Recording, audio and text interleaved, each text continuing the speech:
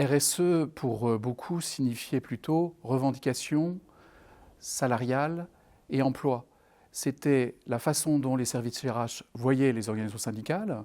Avec le temps, l'aspect environnemental est arrivé et s'est progressivement imposé dans le dialogue social. De mon expérience, les meilleurs moments où on pouvait se saisir de ces sujets-là, c'était par exemple un déménagement. Le déménagement d'un bureau, d'une entreprise, d'un site à un autre, est l'occasion au CHSCT d'alors et au comité d'entreprise d'alors de développer l'ensemble des sujets touchant à l'environnement, que ce soit l'utilisation des matériaux de construction, que ce soit la pollution des sols, que ce soit la pollution de l'air, que ce soit les conditions de chauffage, la consommation d'énergie. Tout était sujet à discussion, à contrôle et à échange entre la direction et les représentants du personnel. Effectivement, les discussions au sein des entreprises se portaient essentiellement sur les aspects environnementaux dans lesquels l'activité de l'entreprise avait un impact. Vous n'aviez pas les mêmes discussions dans une société de transport et de logistique où on pouvait s'intéresser à la consommation des carburants et donc aux discussions autour de l'éco-conduite que la gestion d'un espace d'entrepôt.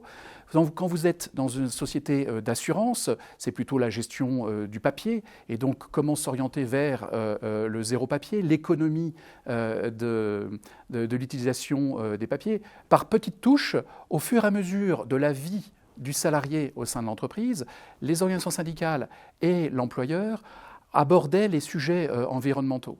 Et donc, c'est un sujet qui, effectivement, était déjà au cœur. Ce qui est important donc de retenir, c'est que la loi climat arrive dans une continuité, mais n'est pas du tout le début de cette histoire. Il serait erroné de croire qu'il a fallu attendre la loi climat et résilience pour que les services RH s'intéressent à la question environnementale. La doctrine, et notamment le professeur Despax, dès 1993, rappelait les liens existants entre le droit du travail et le droit de l'environnement et les nombreuses interférences qui existaient déjà à l'époque entre ces deux droits. Presque 30 ans plus tard, ce qui a changé, c'est le nombre, la fréquence de ces interférences.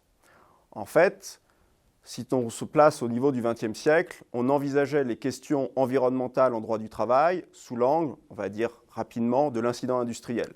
Aujourd'hui, ce n'est plus le cas. À titre d'exemple, la loi LOM sur la mobilité, antérieure à la loi climat et résilience, envisageait la mobilité décarbonée des salariés.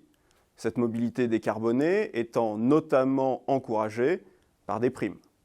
Mais ce n'est pas le seul exemple. Le lien entre santé et environnement s'est progressivement imposé.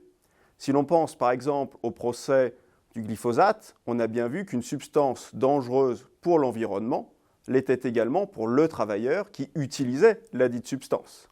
On retrouvait également les liens entre protection de l'environnement et droit du travail avant la loi climat et résilience au niveau de la RSE, la responsabilité sociétale des entreprises, qui était bien connue des DRH. La grève pour une question environnementale était elle aussi licite. Actuellement, les raffineurs de Grand Puits nous fournissent un exemple de synergie entre la protection de l'emploi et la protection de l'environnement. De nombreuses questions liées aux politiques de rémunération, liées encore les deux domaines. On pense aux accords d'intéressement, mais également aux primes liées aux écocarburants.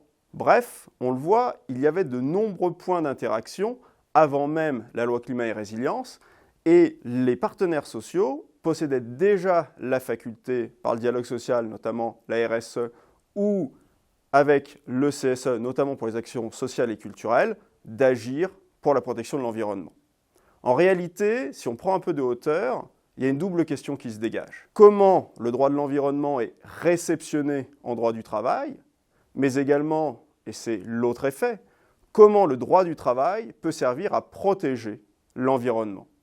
Et c'est dans ce cadre que le droit du travail à vocation environnementale, ou DaySave, est un outil intéressant en ce qu'il propose aux services RH de faire des choix non seulement pour régler les rapports entre la communauté de travail et l'employeur, mais aussi pour protéger l'environnement.